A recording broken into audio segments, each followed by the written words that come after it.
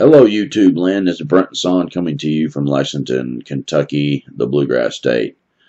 Today, I have a guy named Wade coming to share a Bigfoot, a Dogman, and a Monster story from when he was very small. And at the end of this, we're going to talk about an upcoming episode that would make a movie. You don't want to miss this, and it is so crazy. He's going to get an outline together. So it'll be kind of like a little bit of a teaser to tell you a gist of this story, and you're not going to believe it. And I'm telling you, he's told me some of it, and it's insanely crazy, bizarre. It's unbelievable. But anyway, I really hope you enjoy this show, and the upcoming show will be coming soon. So listen to the information at the end. If anyone has a story they want to share, contact me at brentonson@gmail.com and give me contact information, a brief description. If you want me to read your story, write the whole story out and just say so. I'll be glad to do that. And if anybody wants to contribute to help me with this channel this month, I usually don't ask for contributions really anymore. Numbers are down right now, so I'm only going to do that when that happens. You can go to PayPal, and my account is brentonson@gmail.com.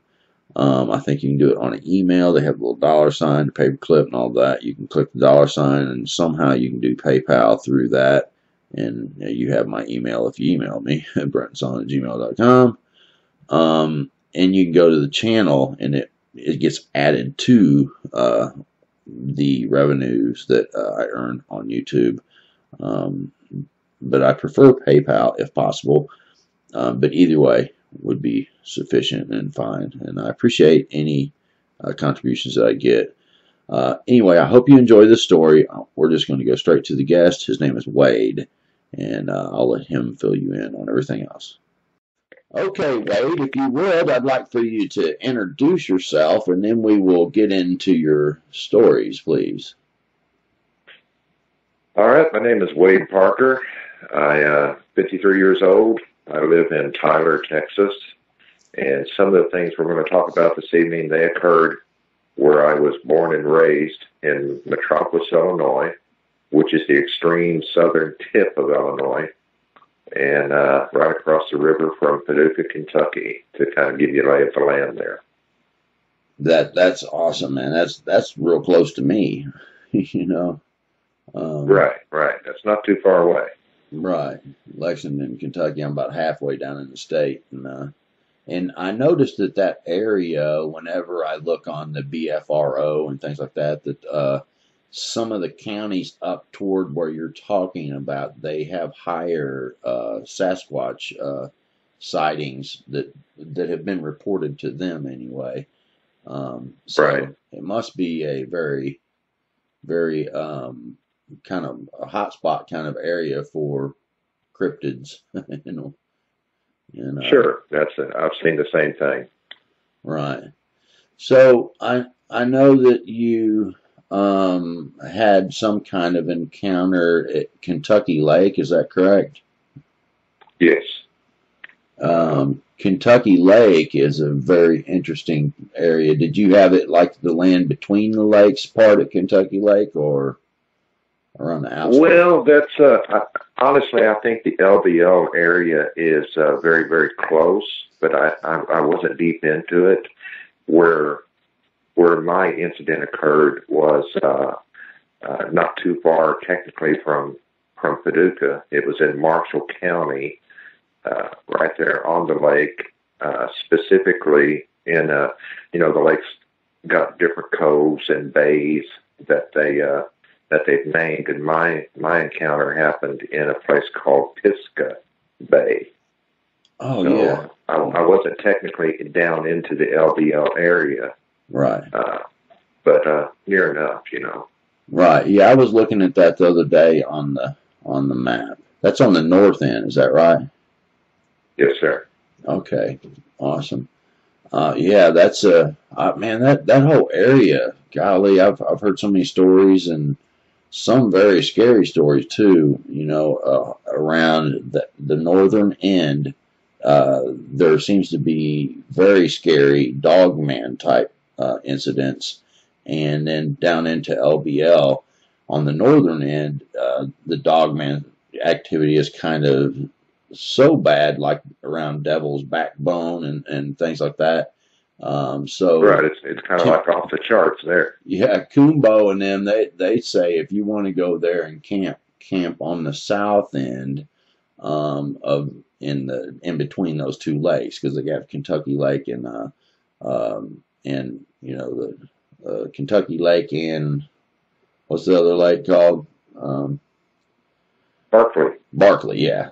Wow. Yes. The southern end, they said camp there because it can be. In my opinion, the Dogman thing is scary. I don't think I want to camp where the Dogmen are.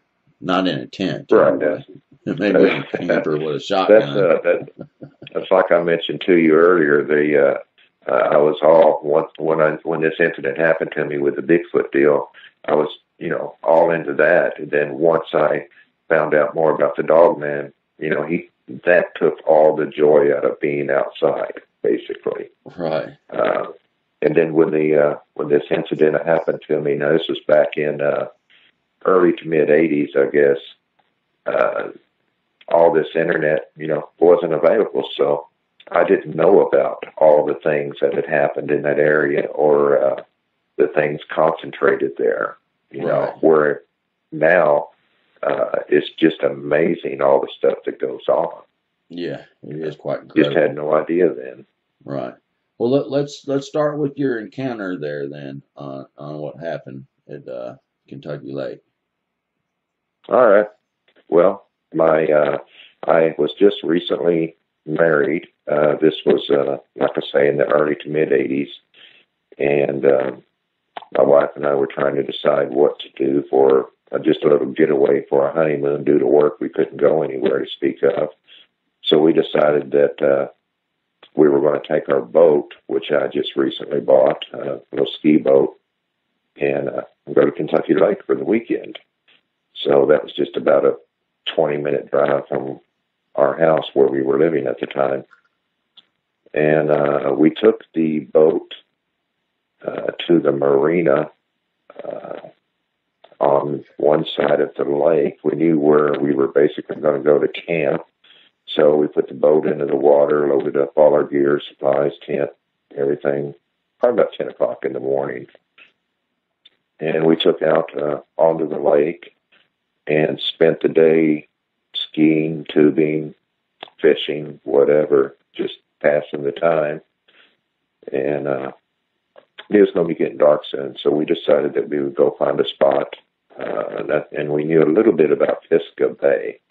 So we put into the bay over there, found a suitable beach, and put the boat in. And it kind of described the beach. It was like maybe from the water's edge, you had about 20 feet of sand, very, very slight incline. And then once the sand ended, it was a very, very steep hill up into the tree line, into the solid woods. By steep, you'd have to, put your hands on your knees and really put a lot of effort to get up into the trees.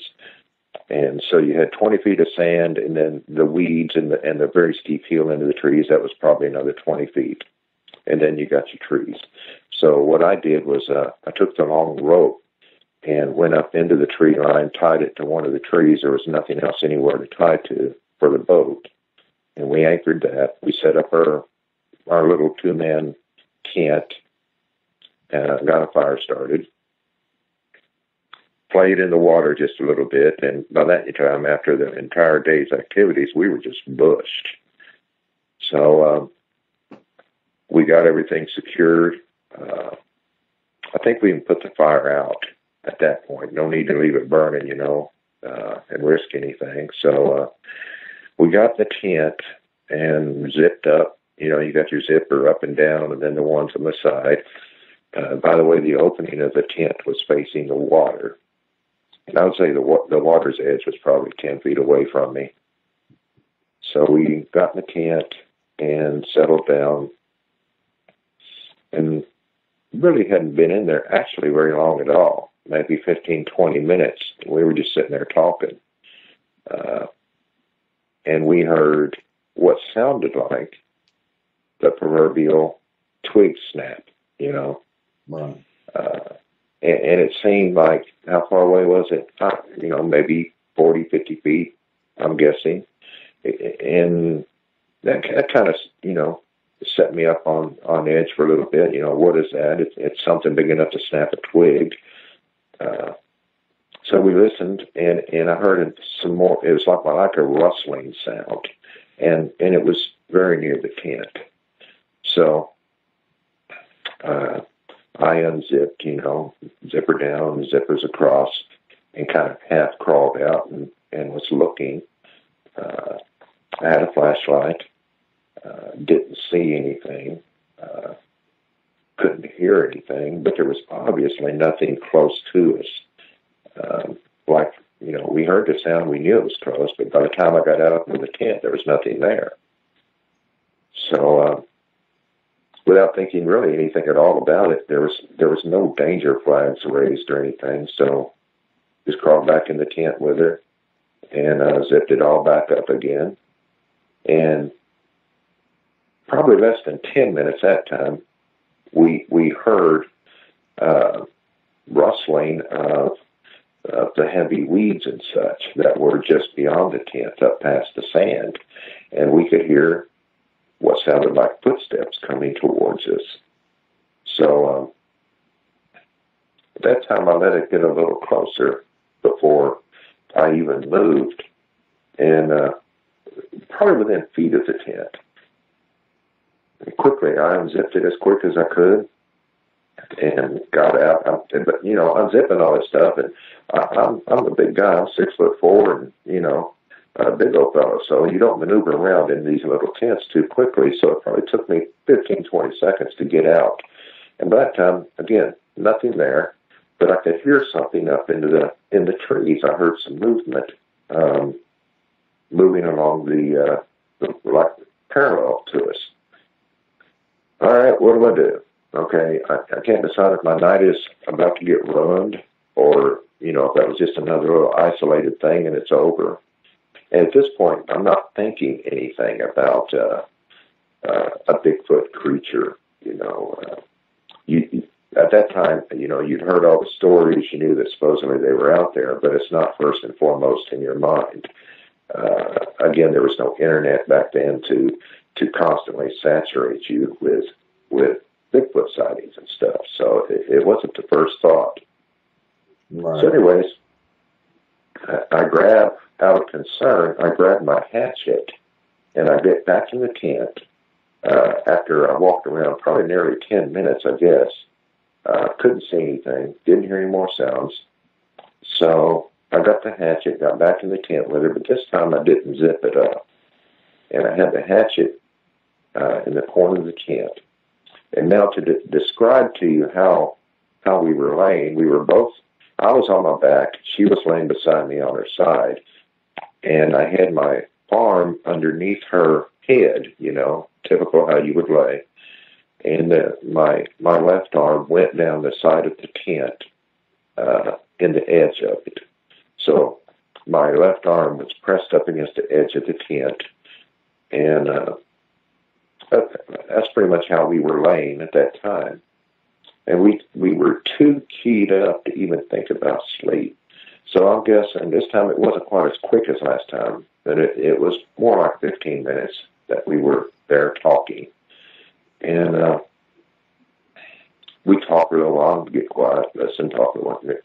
And then within 15 minutes, like I say, we heard the same sound coming through those big, tall weeds down the embankment towards the tent.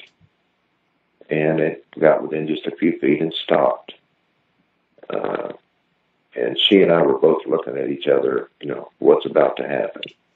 Well, at that point, whatever was outside actually stepped on the edge of the tent where my arm was. And from my fingertips, nearly up to my elbow, was pressed down into the floor of the tent, into the sand on the beach, and it was hugely heavy. And that actual part of where it stepped on my arm lasted probably less than a full second to maybe 2 seconds at the most. And, it moved and I moved. I jerked my arm out as best I could, and probably let out a blood-curdling war whoop because of, no telling what it was. Whatever stepped on my arm, I knew was big and heavy. And I basically ripped up several tent stakes trying to get out of the tent with my hatchet. And once I got out, I had my hatchet and my flashlight. And you could hear whatever stepped on my arm just barreling off through the woods. And at that point, we had had enough of all of that. Couldn't see any good coming out of staying there, So I whipped out my pocket knife. I cut the rope to the boat and loaded her up. We just left everything there on the beach. And we took out across the lake as fast as the boat would go and motored up into the marina. I found an empty slip. I don't know who it belonged to, didn't care. Just tied up my boat there. We went and got in the car and got us a hotel. And then the next morning we called our families and told them about it. And so my parents came out and another friend of mine. We all loaded up and we went back to the spot. Everything looked exactly like we had left it. There was nothing torn up other than the tent where I pulled the stakes out. And we completely, because, whatever stepped on my arm was so big, we were looking for a foot. At that point, I knew what it was in my mind, or felt like I did. And we found where something had been coming down the bank towards the tent, but it was more like it's sliding, it was creating the grooves because that embankment was so steep. And but at the bottom of the embankment, we did find what looked like the typical Bigfoot footprints. One was really, really in good condition, and the others, it was like a mishmash of where it had been running around. And they were deep in the sand, where whatever it was, you could tell that it was very heavy. And I wear a size 16 shoe, and it was a much bigger foot than mine. So there's no doubt in my mind what it was. Did I see the creature actually? No, not with my own eyes, but I heard it. The 15 seconds it would take me to get out of the tent, it obviously made it from the tent back into the trees. Whatever it was could move very quickly. But to me, the kicker was the amount of my arm that was stepped on. From my fingertips nearly up to my elbow. Dang. That's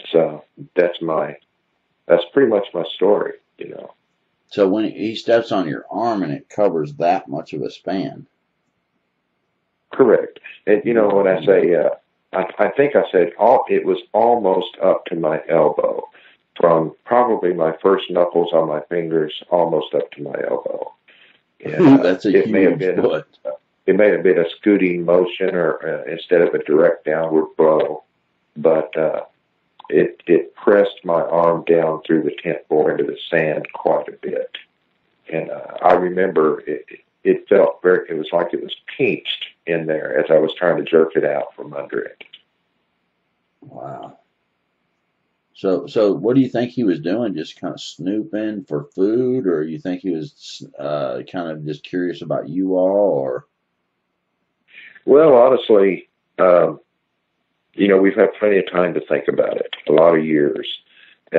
Even at that time, when I first realized what I felt it was, Bigfoot, Sasquatch, whatever name you prefer, I had read through years previously a few books. One of them was I got a book when I was in grade school by Peter Byrne, That was the extent of my Bigfoot knowledge for the most part. And it talked about curiosity and things.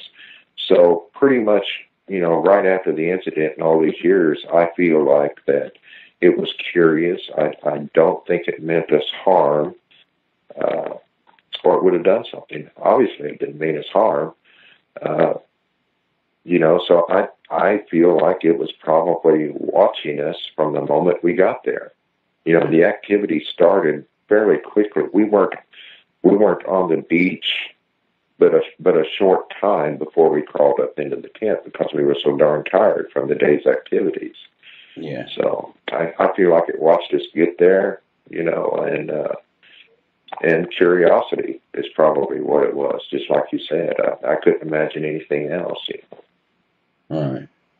Yeah, sometimes I think they're opportunists come down there looking for, because typically people camp and have some type of food sitting around and things like that. Sure, sure. Well, we weren't smart enough at that age to take food with us, so yeah. But I don't think we had anything. It sounds very scary to have something step and then you realize how big. When the span of the foot is that big, it's like, my goodness, that had to have been horrifying. Well, all of us, when something happens to us, our mind works so quick and forms things. And by the time I got my arm out from underneath it, I knew that whatever it was huge compared to me, Right. And it was, honestly, I had never been that scared in my entire life about anything, like I was that night. Right. As a matter of fact, that it was a pretty fast ski boat, and I did not slow down across the lake. Looking back on it, I always wondered why I took those risks, because I passed 2 or 3 different buoys that you couldn't see. I remember them flying by the side of the boat. I was taking a big risk going that fast. But I guess my adrenaline and the fear, Yeah. Yeah, I mean, that's pretty scary stuff, for sure. Yeah, that sounds like nothing went bad for you there. You got out of there safely. I mean, sometimes though sometimes it doesn't turn out real good, in some cases, but sounds like you got out of there. And sure, I'm finding out now after really, studying what's available to us on all these outlets on the internet, that it's not always the curious, peaceful interaction. right. But like I say, back then, about the only information available on stuff like this is that they're just curious. If you encounter one, it's not going to end badly. But obviously that has changed for whatever reason. So I count myself as lucky, that's all it was. Right. Well, that certainly is an interesting encounter. If you would, let's talk a little bit about the Dogman situation that you had when you were young. All right. Basically, we by saying we, my friends and I, we were in the country. We're about 7 miles out of this little small town called Metropolis, Illinois. We live out in the country there. It's an area where the houses are a quarter mile apart. You ride your bikes all over the countryside, going from one farmer's pond to another, fishing, things like that. You didn't have to worry about anything. Where I grew up, my house, we had a large brick home and nearly 30 acres, I guess, of open fields and partially wooded areas, and the same with my friends as well. And I had a best friend named Brian, and he lived about a 10-minute bike ride from me. So we had planned we were going to spend the night there at his house one evening. And to describe his house, at that time, quite popular, it was what I call a split-level home, where it was partially into the side of the hill, and it had a basement, that you could drive into with cars. And then on the backside of the basement was kind of like a little living area, you know. Right. And then you had the stairs that went up into the house. And like I say, we were both, I guess, 13 years old at the time. So as it was getting dark, we were playing outside, goofing around the little clubhouse and everything. He had a dog. There was a dog pen behind the house where they had two Irish setters, very loving dogs and never hurt anything. So we goofed around with them, and by that time it was getting dark, so it was time to go inside. So we go inside, and I'd say it's probably about 9:30 at this point. And so we go down in the basement, down into the living area there. And the basement, the way it's set up, outside at ground level are windows. And if you're standing outside, you'd have to get down on your knees to look through the windows into the basement. But if you're in the basement, obviously you have to look up at the wall. How high was the window in there? Maybe 6 feet, I guess. Something like that, 5 or 6 feet. So it's well past dark at this point. We've been playing in the basement quite a while. And then we were both sitting down in chairs facing the basement wall and the window. And we were just talking, goofing around. I had no idea what we were talking about. And I saw a movement in the window, which would be unusual, of course. So I guess I need to mention when we went down the basement, Brian's parents were in the living room watching TV. And the way it's designed, the steps that go from the basement, they go up into the living room.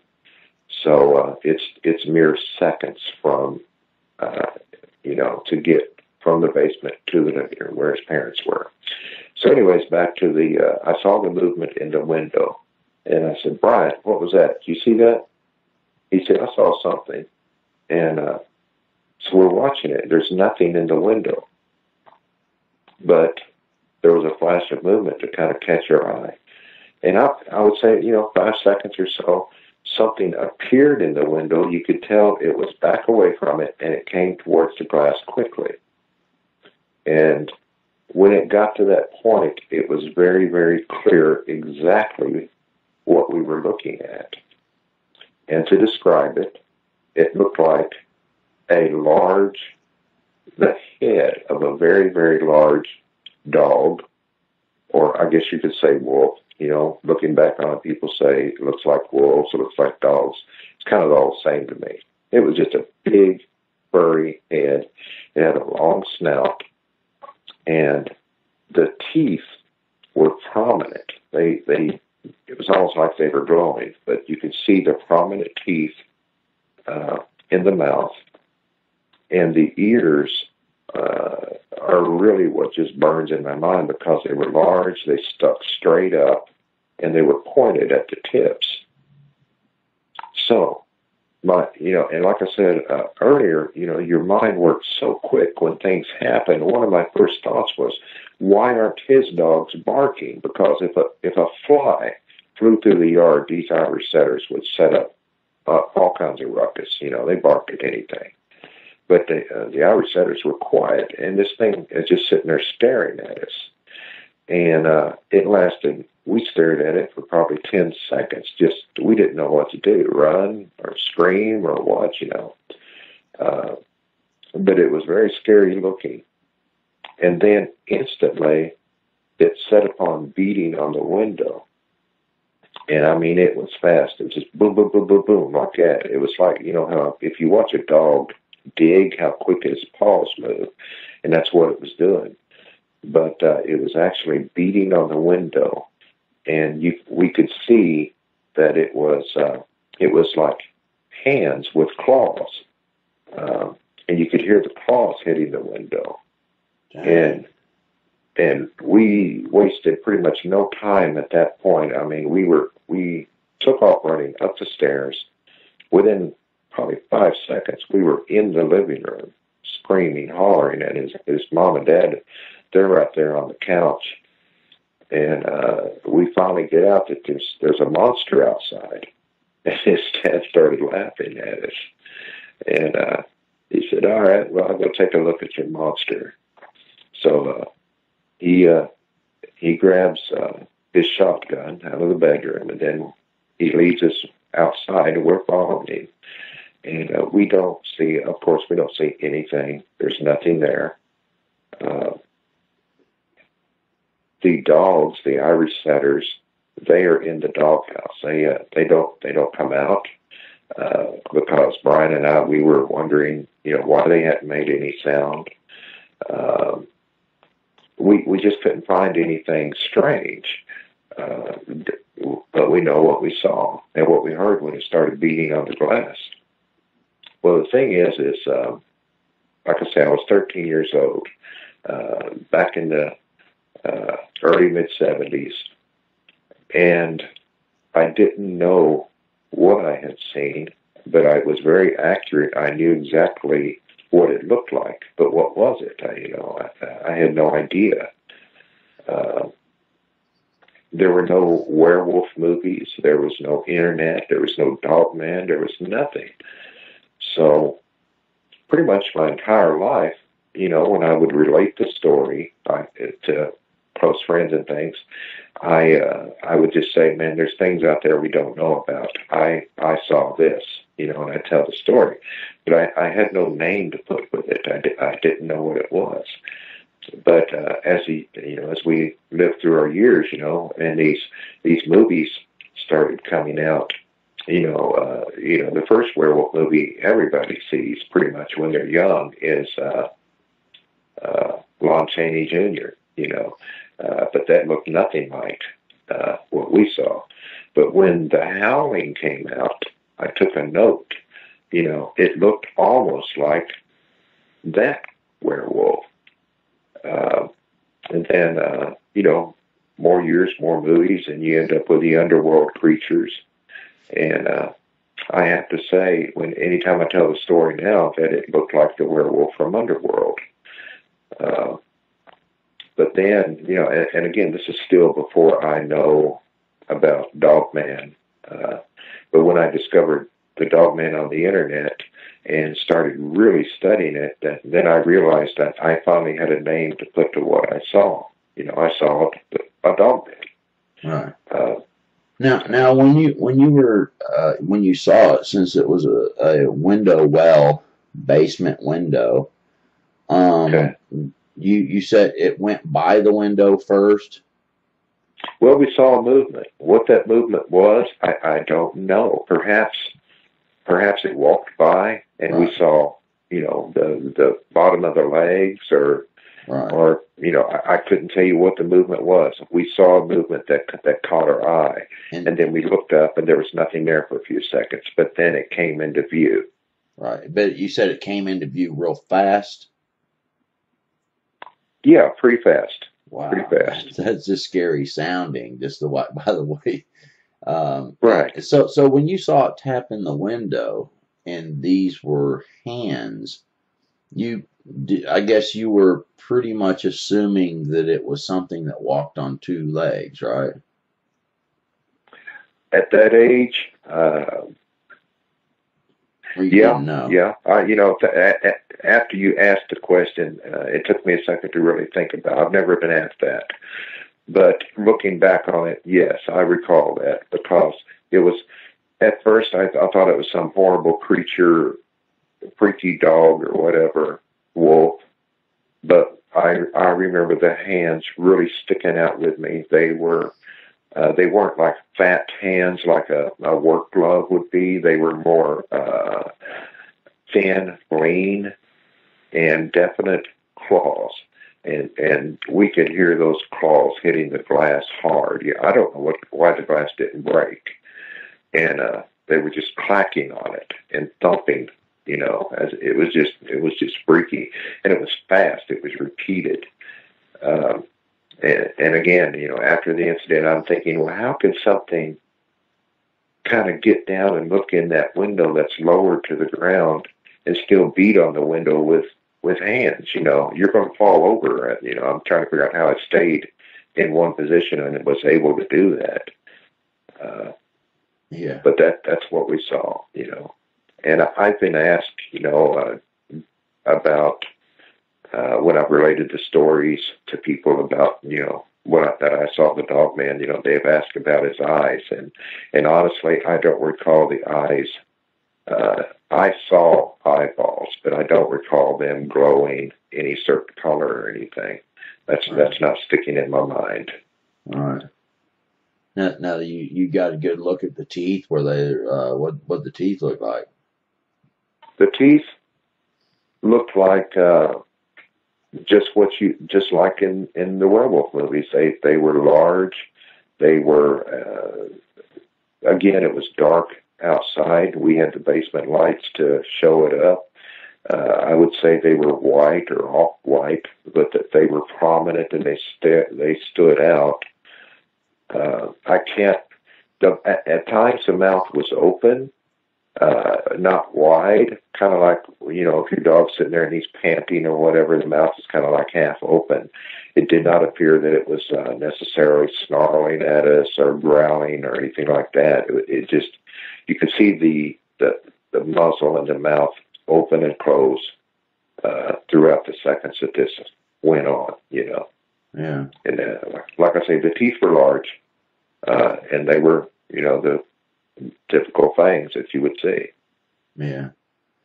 Yeah, I had a guy on the other day. He had a Dogman encounter, and this thing it was sticking its tongue out in the way a snake would do, and it ran its tongue out like it was sniffing the air with its tongue, and he said it had a big black dot on his tongue, but his tongue was basically, red or pink colored with this big black dot, and it would run out, and it would like it was tasting the air. So it was flicking the tongue out, huh? Yeah, like a snake. Wow. Like how a snake runs its tongue out and it kind of quivers. Sure. And it comes back. It did that several times, and like it was sticking its nose up in the air, like it would be sniffing, but it was running its tongue out and doing that. Very interesting. I've never heard of that. Me neither until that case, man. It was very traumatizing. Very recent too. I just posted that like a day and a half ago or something like that.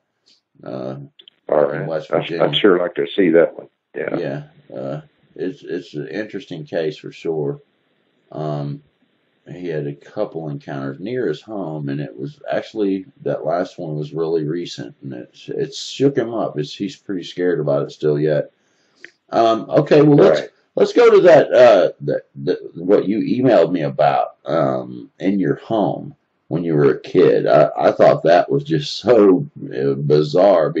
I got a special interest in these cases when you're a child because I've had them myself, and it affects people differently, I guess. I'm not sure how it affects everyone, but it really, my encounter when I was 5, it messed my whole childhood up for when it got dark and it was time to go to bed. I was scared my whole childhood.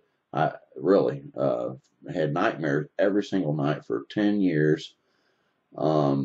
And I was fearful. I mean, every time it got dark, I didn't want to sleep near a wall. And it just, and I think you watched that show, and that's why you emailed me. Correct. Right. I realized that you had an experience when you were young as well, and it was pretty bizarre. There's strange things out there, and I always thought mine was bizarre. So, I mean, yeah, I felt a kinship to you for a second, in a way. So, yeah, that's why I messaged you. Right, yes. Yeah. So tell us about what happened to you when you were a kid. All right. Well, I've always, I don't know if it's a blessing or a curse, but I've always had an excellent memory of being very, very young. I can remember incidents that happened when I was young enough to be in the high chair. I can remember Mom feeding me in the high chair. And as I was growing up, I would retell stories of things that I should have no knowledge about, and everybody would just, how does he know that? Because, well, I knew it was because I was there. Even though I was a baby at the time, I still remember the incidents and things like that. So anyway, that's how I have the memory of this. Basically, this is a small house that my father built uh, that we lived in. Basically, it was a new home when I was born, and we moved out of it when I was 3. So we were there 3 years. And the way it starts is simply that I was basically learning to crawl and walk, pull up on things, and I was in the living room, kind of goofing around, whatever babies do, I guess. And Mom was in the kitchen, which was attached to the living room, and she was mopping the floor at the time. And I remember that there was a time or two that I would try to kind of crawl or walk into the kitchen, and she'd shoo me out because she was mopping the floor. Did I know what mopping the floor was at that age? Probably not. But I knew the floor was wet and I wasn't supposed to be in there. So I'm in the living room, and I had pulled myself up to a standing position on the couch. And I looked down the length of the couch, and there was a short hallway where the bedrooms were. And I can remember with all clarity what I described all my life as simply a monster.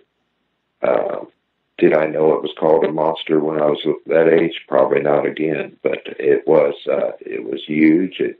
It pretty much filled up the whole hallway. I can remember being focused on the face of it. It would be very difficult to describe what it looked like, but it was there, and there was movement in it. It didn't really walk towards me, but it would, if you're standing in one spot, you yourself, you'll kind of shuffle or shift your weight to one leg or something. Perhaps it was just a movement like that. It wasn't just paralyzed or standing still. And I remember being scared. That thing had no reason to be there. And it was like, for some reason, I took a step or two towards it as I was on the front of the couch. If it was sending me any sort of message like come to me or whatever, I don't know. I just know that I was compelled to walk towards it despite being scared to death. And like I say, I took 2 or 3 steps towards it. And then at that point, just something snapped, and I wanted Mom, So I turned and went down the rest of the length of the couch towards the kitchen. And I took a couple steps, but couldn't walk that far to the door. So I ended up crawling the rest of the way into the kitchen. And I got about 4 or 5 feet into the room, and I can remember Mom telling me to stop, no, And then eventually she put the, as I know now, the mop, she put it down, she came over and picked me up. And at that point I'm crying. I can remember crying quite well. And that's pretty much where the story ends. I couldn't really tell her what I'd seen. I have no idea. I just know that I never saw it again. Right. That's it. I've carried this all my life, and as minor as this may sound, because I know that it existed, I know that it happened, it's kind of been a little bit of weight on me. And then when I saw your story, something that happened to you when you were a child, which is much scarier than what happened to me, I realized I'm not the only one. I can contact you and tell you my story. And when I did, I felt much better about it, And I would try to relate the story to family and friends over all these years, and they just look at me with, I'm pretty sure, disbelief. I don't know that anyone's ever believed me about it. It's hard to accept the fact that I can remember back that far. It's just as hard to believe that as it is to believe that there was a monster in the hallway. Right. But I can assure you that it was there. You know, I've always felt like, for some reason, children can see things that adults don't see or are not meant to see. Right. You know, maybe it's because we're innocent at that age. Yeah, we're open to everything. It's hard saying, but I do know that when you, like you said a second ago, you knew that this thing existed, that coupled with not being able to talk to anyone about it, it made it scary for me. Of course, I had physical contact with this thing. It actually had grabbed a hold of me, and my sister, you know, she walks in and sees this thing. Yes, sir. But by, you know, by knowing that it existed, didn't it make it kind of hard for you sometimes when it was not nighttime and no one else is around? I will be perfectly honest with you. I've always been a little scared of the dark. Uh, you know, the new house that we moved into, in those days, wooden paneling was quite popular. Well, I was lucky enough in my bedroom, the paneling, you know, it's got designs and knot holes and things, you know. On the wall across from my bed, the way the paneling was laid out and designed, it looked like two perfect eyes that stared at me all the time as I was growing up, and I never could get over that. Yeah. I would hang pictures in front of it and everything, and I was always, yes, as a young child, I was always scared of the closet door, you know, all the typical things that kids relate that they're scared of. I lived that fear, you know, because I always thought that monster would come back. Right, because it was in the house for one, you know, Right. and it existed. Now, my thoughts when I was a kid is that the one I had it come through the wall, but still was solid enough. It had a body, it had skin, it had fingernails, cuticles, horns. You know, I mean, it was a monster, and it Sure. grabbed me, it grabbed hold of me. So all growing up, I was like, where is it that I could even be safe? But even with one being in your house in the hallway, it's really not any different. It was in your house, and it's a monster. Right. And it didn't come through the front door, you know. Yeah. I mean, come on. I mean, you know, so being scared of the dark. I didn't realize I was still kind of scared, even though I'm a Christian and I can pray and things like that. But I still sleep with a little light. I have a little light in my room. I sleep with it on, and I won't sleep in the dark. I'm just not gonna. I don't care. You ain't gonna. So I'm glad to hear that. If the power went out, I guess I'd have to. But I tell you what's even worse than that. I've not had too many times where I was during my life. I remember the first time I was single, alone, and trying to sleep in a house alone. Right. I was more Right. scared than I ever anticipated I would be, and it made me start dealing with it. That was when I ended up starting to ponder, you know, darn, I'm still scared. Sure.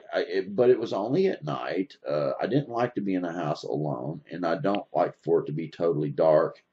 So at night, almost every single night, I pray, and almost every night I wake up, and if I wake up in the middle of the night, I automatically will pray, because I don't know. I don't know if a person can ever get over knowing those kind of things exist. I know that I'm protected, but I still can't help praying and being a little bit worried and concerned about the dark.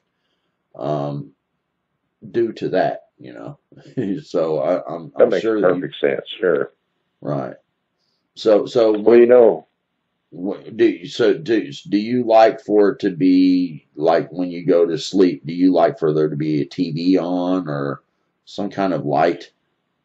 well, not really. I guess when I sleep, I have to have a fan. Uh, I've got the loud, horrible ringing in my ears from years of running nightclubs and the loud music. So I can't sleep without a fan. So that's first and foremost. As far as the lights, um, I like to have a light on at the other end of the house. I guess if there's a light any closer to me, I can't sleep. Right. So I'm kind of I prefer the dark around me. I guess at this stage in my life, I really don't have a fear of darkness when I sleep. Yeah. I do always have a 45 and a flashlight on the table, though. Not that that would do anything against these things, but Right. it's there. When I was a baby and saw this thing, I knew it wasn't right. I knew it was bad. I didn't know what to call it. But as I was reaching the age where you had your 5 years old, 6, 10, whatever, that memory is so burned in my mind of what happened. I know that this thing existed. So yes, I was always worried that it would come back because I knew that there was. Let's just call it a monster, for lack of a better word or phrase. I don't know what else to call it. I knew that monster was in the house. And as I got older and I was able to communicate, find out about things, I knew even more so then that what I had seen was wrong. Right. But it was there. Well, So I think I became more scared of it as I got older. right. Yeah. Now, you said it filled up the hallway. Was this thing standing? It was standing. The Okay. head or the face, it was standing, and it seemed to me, the head of the face, it was obviously, looking back on it, trying to recall that memory, the picture in my mind, it seems as if the head of the face was almost near the ceiling, because earlier I said, it seemed to fill up the whole hallway, and it did. What was the body like? I really can't tell you. I can tell you that it was big, it was wide. Did it have hair on it? No, I don't think so. Did it have clothing? I don't think so. It was just there, and it nearly filled up the hallway. At that age, taking that scene in, I was more focused on the head and the face, I guess, and maybe the reason I can't remember what the body looked like is because Right. I didn't try it. You don't know what to do. Right. Yeah. I completely get that because when I had that Darrow encounter, I remember the face. I really don't remember the body because I remember the face and then a glimpse when he was putting that thing to the side of my head, that device he had. Correct. But yeah. So can you tell us kind of what did the face look like? What you remember? If you can kind of give any kind of description of it, or if you can remember it all. That's a very difficult question to answer. I can tell you that the face, we'll call it the face, stood out. It was different than the body. For example, the body I remember being very, very dark, but the face was, the word that comes to mind was light, colored, perhaps. Right. It didn't glow or anything like that. It was just whitish compared to the body. Huh. It was prominent. It really stood out. Huh. And I guess my young memory banks were overloaded trying to figure it all out. That's Right. the only way I can describe it as to what I've told you. Right. Well, that makes sense. The lighter, almost powdered white kind of look to compared to the big, huge black body. I've heard of monsters like that with that type of look, with the contrast between the head and the body. Really? Yeah, Okay. yeah, it's very, very interesting. Now, if you want to, I'll go ahead and say that we are kind of planning on you coming back and sharing some another story that I think that we decided that we would make separate, because your wife is going to may possibly come on with you if she She'll wants join to. us, yes. Okay, and you all had owned a bar, and you were messing at the time, which you don't do anymore. Just to go ahead and clear the air about that. But That is correct. you all were messing around with the Ouija board and things like that, and things got worse. At first, they were very intriguing, the things that was happening, trying to draw you in, and then things got really ugly. Kind of, if you would just kind of give Right, a right. brief description of that, and and so that people will know that there will be an upcoming show that I think is actually going to be pretty interesting, from kind of the things that you told me, but kind of a brief description and kind of a teaser type thing of a show coming. All right, Brenton. I actually am quite anxious to unload all of this, and you're right. I need to reiterate that we do not touch or even think about Ouija boards anymore. And even, and again, we had this club back in from like 1991 to 98, and even back then, we kind of knew you shouldn't mess with it, but I hadn't done it much since I'd been a kid, and I've always been drawn to all this. You kind of consider it cool sometimes, cool thing to do. That's just the direction my life always took. The neat, cool, mysterious things. Let's kind of play along and do them or whatever. So we would run this club. The schedule of the club was 7 days. As hard as it is to believe, it was 7 days a week from 8 in the morning till at least 1 in the morning. In about 7 years, I'd only had 1 week off, and it wasn't all at once. It was like a day here and a day there. So the club was actually my life.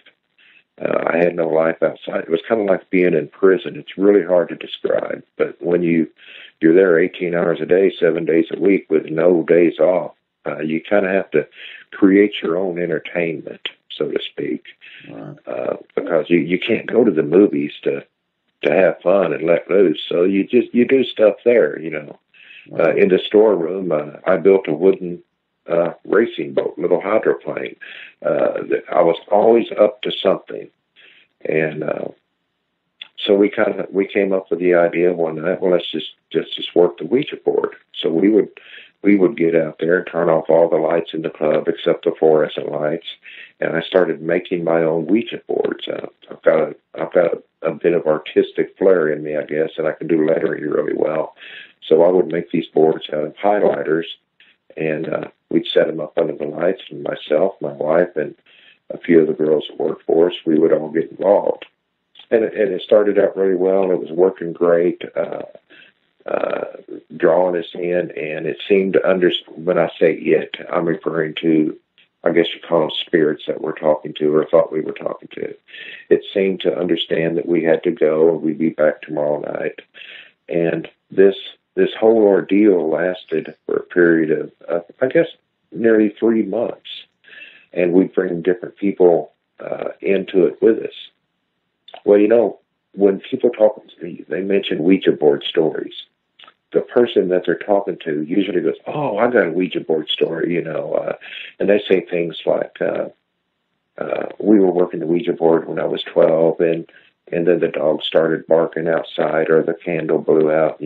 That's the typical Ouija board story. I feel like my Ouija board story turned into a nightmare that you can make a movie about easily. Yeah. But, and it eventually it all culminated into her being possessed. It was never any good spirits we were talking to. We just thought it was. And I had to get the Catholic Church, which would they own up to it today? Probably not. But they sent a very good person out and helped me dispose of the boards that I had made properly. They knew what to do. And we got my wife back. But for 3 solid days, she was completely gone, So it's a long story, and there's a lot of incidents. And I'll certainly have to put it down into an outline to share with you. Okay. But the incidents that occurred over a several month period are pretty freaky. Yeah. Well, yeah, do that, because now people are going to really want to hear this, and it sounds just so crazy, man, and I think it would be an opportunity to show that this is nothing to play with. These things are deceiving spirits, like I've always been teaching in a lot of the videos I do. They are deceptive. So sometimes people think, "Oh, I'm talking to my guide or this or that," and it's a good, it's good, Right, it's nice. right. It's not. They are by nature called deceiving spirits in the scriptures, and they will deceive you. They will take you down a rabbit hole for a while and be all intriguing and maybe even somewhat seemingly nice, but it's to set you up for something bigger, and it will turn into a nightmare. And it typically graduates into that nightmare just as much as you could handle without running from it, until it all of a sudden is so bad that you don't know what to do. And Correct. So I knew I was at my wit's end. I didn't know who to turn to until I picked up the phone and called the church. Right. Yeah. Wow. What that's going to be so fascinating. I really look forward to hearing that, tell you the truth, and I know that there's going to be a bunch of people asking, so you need to go home and get that outline done. We'll get working on it pretty quick. I'll work out of town during the week, and Okay. I've already spoke with her about it, and we'll get on it. Like I say, within this weekend or next week, we should be ready to go with it. All right. It's even talking about it now, I'm just remembering so much. And again, this was back in the 90s, so we've got a few years that have passed. But and early on, we thought it was great. We thought the spirits we were talking to were our buddies. They were talking to us. They were doing things I've never seen a Ouija board do. And looking back on it now I know why. It was because it was so powerful. And we ended up with the name of the demon. Early on, I didn't know it was a demon. Right. And it challenged me, and I challenged it right back, which was stupid. And I paid for it. Oh, man, I've got stories where people did that and it ended in death. I've got more. There's no doubt in my mind that could happen. They come to steal, kill, and destroy. So yes, it can happen, and it has happened. And I've got a few stories on the channel where it absolutely did, and it ended in death, ruining lives. It was very, very ugly, very, very bad.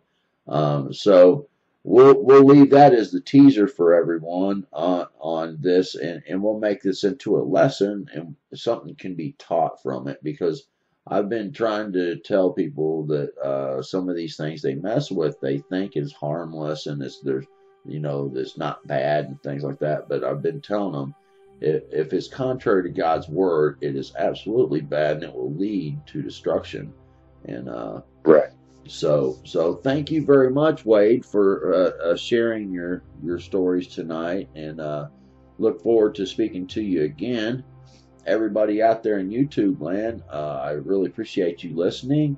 If anyone has a story they want to share here on this show, contact me at brentonson@gmail.com.